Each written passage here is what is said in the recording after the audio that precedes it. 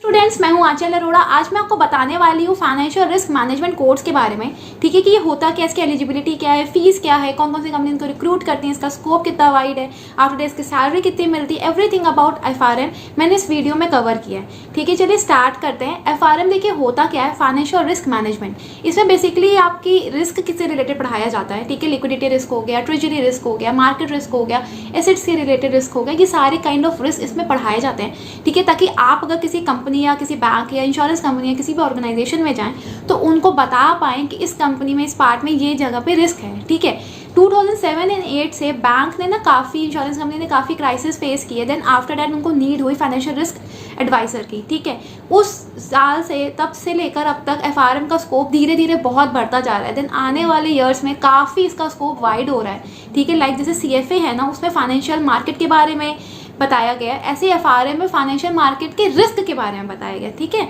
तो इसमें सिर्फ और सिर्फ देखिए, इसके नाम से पता चला ना, फाइनेंशियल रिस्क मैनेजमेंट।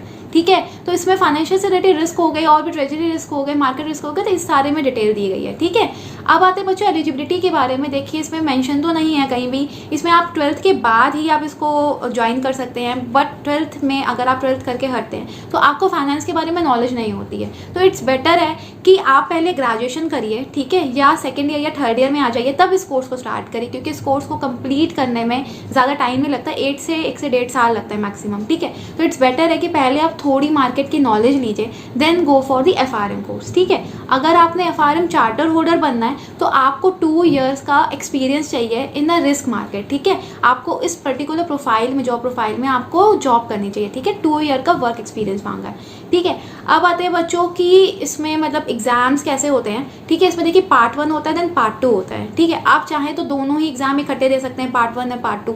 ठीक है, और ये 4 आवर्स के होते हैं। पार्ट 1 भी 4 आवर का होता है, पार्ट 2 भी 4 आवर का होता है। ठीक है, पार्ट 1 होता है 100 मार्क्स का, पार्ट 2 होता है 80 मार्क्स का। ठीक है, तो अगर आपने जैसे कि मतलब जैसे सुबह पार्ट 1 का होगा पेपर, देन शाम को पार्ट 2 का होगा। बट अगर आप पार्ट 1 में क्लियर नहीं होते हैं, ठीक है, और आपने पार्ट 2 में आप क्लियर हो जाते हैं, तो जो आपका मतलब पार्ट 2 में अगर आप क्लियर हो तो वो माना नहीं जाएगा। ठीक है, तो इट्स बेटर है कि पहले आप पार्ट 1 क्लियर कर लीजिए, then go for the part 2।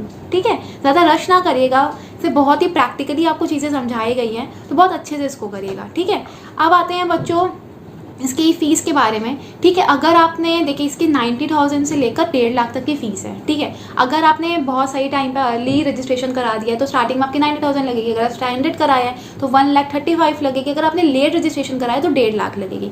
ठीक है, तो 90 से 1.5 लाख लगती है अगर आपने रजिस्ट्रेशन सही टाइम पर कराया है। ठीक है, और आते बच्चों इसकी कोचिंग फीस में, coaching fees max to max आपकी 50,000 से 60,000 है।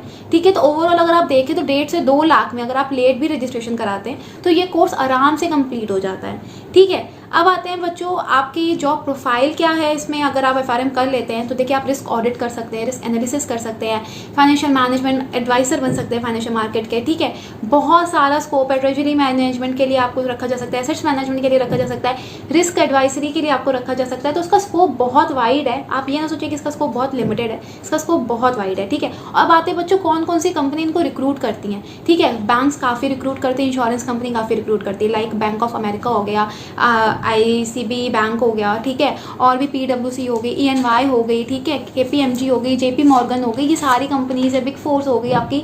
ठीक है, ये सारी कंपनीज आपकी बिग 4 हो गई, इंश्योरेंस कंपनी, बैंक्स, ये आपको बहुत अच्छा रिक्रूटमेंट प्रोवाइड कराते हैं। ठीक है, अब आते हैं बच्चों इसकी सैलरी के बारे में। अगर आपने दोनों लेवल आपके इसके पार्ट 1 और पार्ट 2 अगर आपने क्लियर कर लिया है, ठीक है, तो आपकी एंड आपने 2 ईयर का वर्क एक्सपीरियंस भी है। ठीक है, इन रिस्क मार्केट। ठीक, तो आपकी सैलरी स्टार्टिंग में 6 to 8 लाख होती है, मोर देन डैट भी हो सकती है। It depends on your experience. ठीक है, आपको प्रैक्टिकली नॉलेज कितनी है। ठीक है, ये वैसा कोर्स नहीं है कि आपने डिग्री ले ली देन आप डिग्री के बेसिस में आप जॉब ले लोगे, नहीं। आपका ऐसा है कि इसमें आपको प्रैक्टिकली आपको कितनी अच्छी तरह से आता है। ठीक है, तो आपका 6 to 8 lakh on an average starting package रहता है, देन धीरे धीरे इसकी ग्रोथ बहुत अच्छी है। ठीक है, अगर आपको इस चीज़ में रिलेटेड कोई भी क्वेरी हो FRM से रिलेटेड, प्लीज़ मुझे कमेंट बॉक्स में बताइएगा, मैं आपको रिप्लाई करूँगी। ठीक है, अगर आपको वीडियो पसंद आई तो प्लीज़ लाइक करिएगा एंड सब्सक्राइब करिएगा मेरा चैनल। ठीक, टेक केयर, बाय बाय।